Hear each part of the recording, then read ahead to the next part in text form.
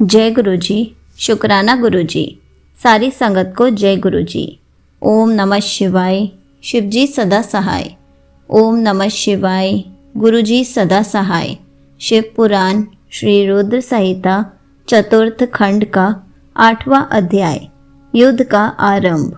ब्रह्मा जी बोले, नारद, जब देवी पार्वती और भगवान शिव ने कुमार कार्तिकेय को युद्ध का नेतृत्व करने की आज्ञा प्रदान की तो सभी देवता बहुत प्रसन्न हुए और एकत्र होकर उस पर्वत की ओर चल दिए।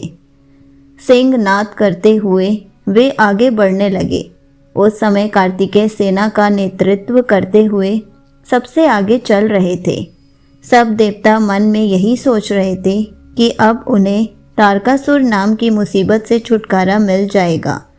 जब तारकासुर को इस बात का पता चला कि देवताओं ने युद्ध की तैयारी पूरी कर ली है तो तारकासुर ने भी तुरंत युद्ध की घोषणा कर दी।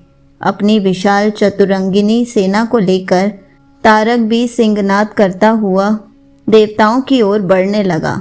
राक्षसों की सेना देखकर एक पल के लिए देवता घबरा गए। उसी समय आकाशवाणी हुई, हे देवगणों, तुम लोग भगवान शिव के पुत्र कार्तिकेय के नेतृत्व में युद्ध करने जा रहे हो, इसलिए तुम जरूर जीतोगे। तारकासुर कार्तिकेय के हाथों अवश्य मारा जाएगा। उस आकाशवाणी को सुनकर सभी देवताओं का उत्साह बढ़ गया और उनका डर दूर हो गया। उस समय दुदुम्भी और अनेक प्रकार के बाजों की ध्वनि आकाश में गूंजने लगी। तब देवता और राक्षस युद्ध करने के लिए पृथ्वी और सागर के संगम पर पहुंचे।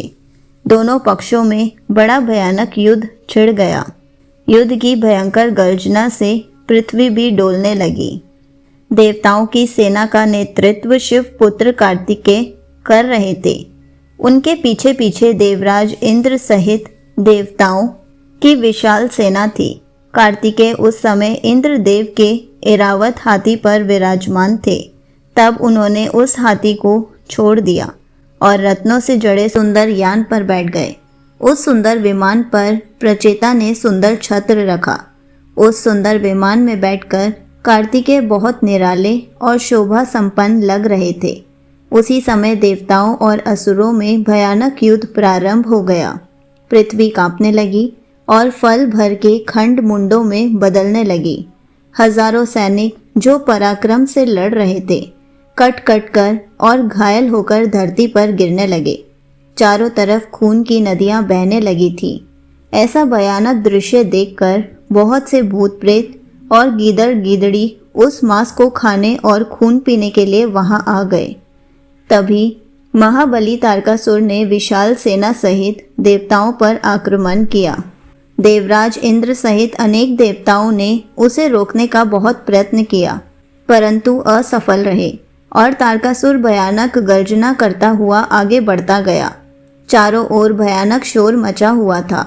आक्रमण करते समय सैनिक बड़े जोर जोर से अपने मुंह से आवाज निकालते हुए आगे बढ़ रहे थे।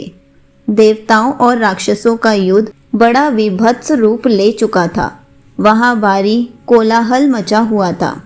तत्पश्चात देवताओं और असुर राज तारक के राक्षस गण आपस में द्वंद्व युद्ध करने लगे थे।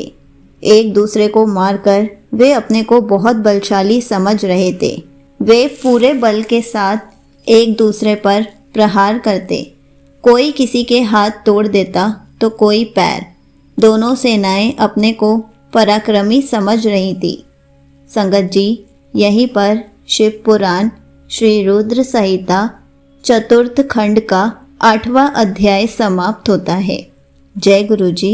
शुक्राना गुरु जी।